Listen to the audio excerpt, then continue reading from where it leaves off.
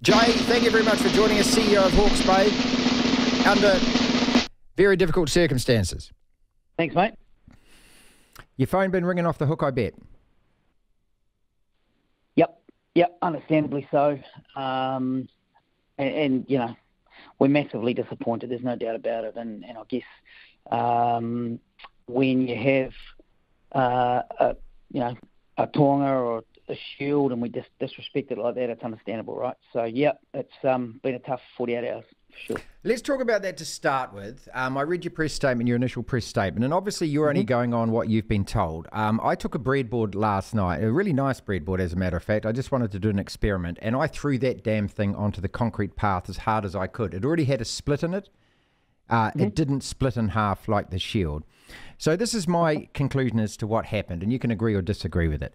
We all know that the players celebrate and that they celebrate hard after these things. Now, that shield has got a reputation after everyone wins it of all kinds of things go on, and whether it got jumped on or humped on or whether somebody fell on it or whatever. These things happen. That's an accident. I think most of us can accept that. Do you agree? Yeah, look, at the end of the day, there's lots of speculation around what happened. I can only go on what the players told me, and in my view, it was a genuine accident, right? So I'm comfortable with that, and I believe most people will accept that. Jay, I'll have to interrupt you. I disagree with that, mate. I think most people think it's completely farcical and think it's a joke that we're trying to be told to believe that it fell off a kitchen table, mate. If that was a baby, the baby would be dead. I don't think we said it fell off a kitchen table. I think we said somebody dropped it. Right. How on earth can it split in two when you drop it? What height did they use? Were they on the Sky Tower at the time, were they? Well, not everyone's my size, Martin. So, again, all I'm telling you is the facts of everyone that's corroborated around what actually went on, and they have been honest around what went on, and so I take them at their word on that. How honest are they about the powder on the shield then in that case if they're being honest?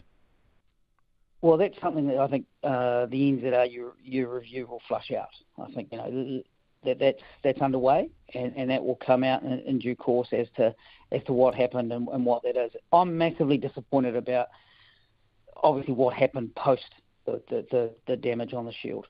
That for me is disrespectful enough to break it, but to do the other things is, I'm really struggling to get my head around that.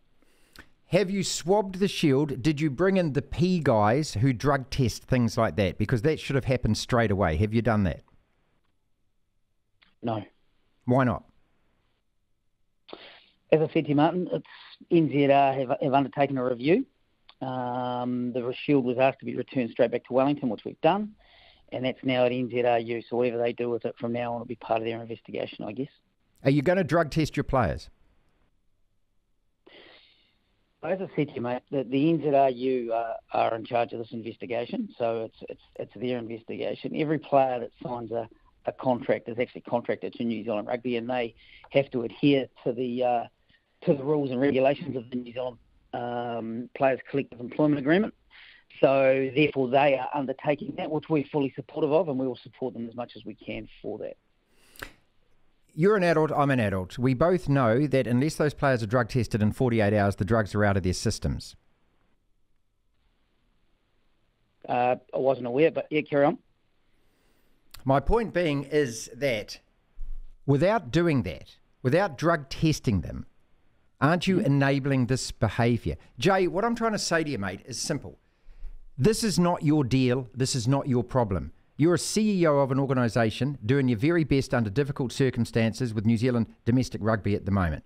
And you're doing a hell of a job. And I admire the job that you're doing there.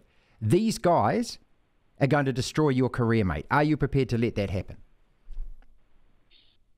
Well, let's just say that there's an investigation going on, Martin. And it's not for me to publicly or privately suggest that people are going to be drug tested, but there's an investigation going on as we speak. Just for the general public, though, and again, we're all adults. There's two ways that this could have gone down. Some clown thinks it's a great idea to put powder on it, a straw, cut things into lines, and pretend they're snorting drugs. There's that. And if you believe in that, we're still believing in Santa Claus, or they were actually doing it. Is that a fair comment? Oh, look, it's speculation, mate. Again, I think the investigation that New Zealand's going to run is going to flush all this out. And look, we're not hiding from it, right? The pictures are clear, and we're not running away from that. But ultimately, at the end of the day, mate, as you know, when investigations go underway, you have to follow the process. So we're doing that. We're supportive of that, and there are things going on at the moment which we're 100% supportive and following through with. So, we can talk about all the different scenarios, but ultimately, at the end of the day, I 100% hear you, and that will all come out in the wash. There is no running away from this, right? These young men have to be made accountable if things like that happen. We have strict protocols, which obviously went out the window. We'll look at our own reviews, but ultimately, at the end of the day, these are young men that have to make their own decisions when it's at 7:30 plus in the morning. Yeah, and they made terrible decisions. They made bad decisions. Who was the guy that took the photos? Do you know? No, we don't, and that's disappointing. Again, let's be clear here. There's a whole lot of other people that are non-Hawke's Bay / Magpies involved in this, right? And that's no excuse by any stretch. I'm just saying that those are the facts. There are a whole lot of other people involved here as well. But it's, really disappointing. As I said, damaging the shield and disrespecting our great Tonga, which I have so much history. Same, mate. It's so aligned with I love that trophy, mate. All of us of the age. We love it, mate. Me, yeah, right? yeah. So from that regard, that was tough enough.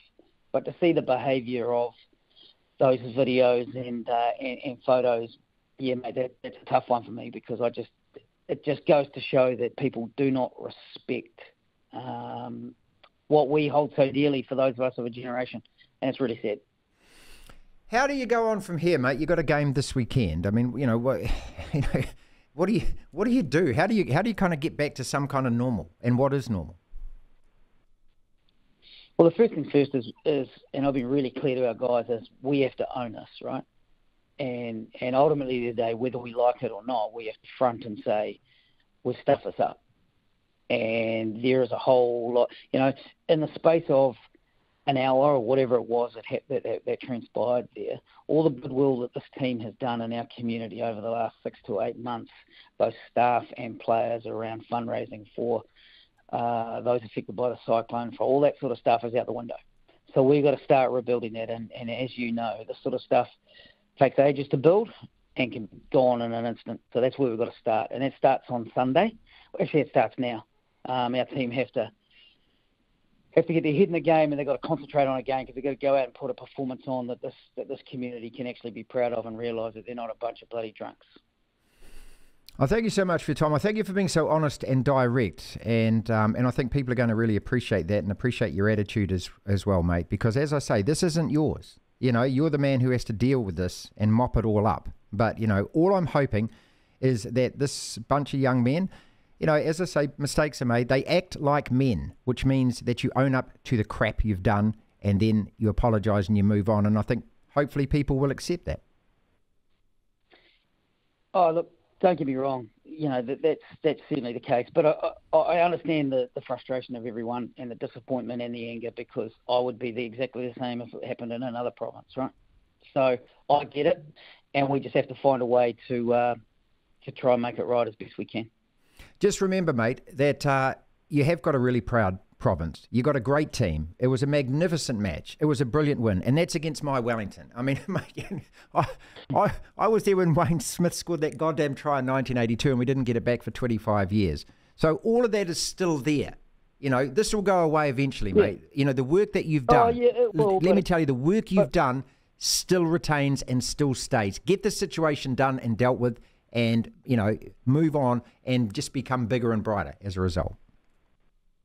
Yeah, thanks, mate. Look, I guess that's the frustrating thing, is we should be talking about our young coaching group, our young group of men, and all the staff who have done an incredible job to get us to this point. No one gave us a chance on Saturday.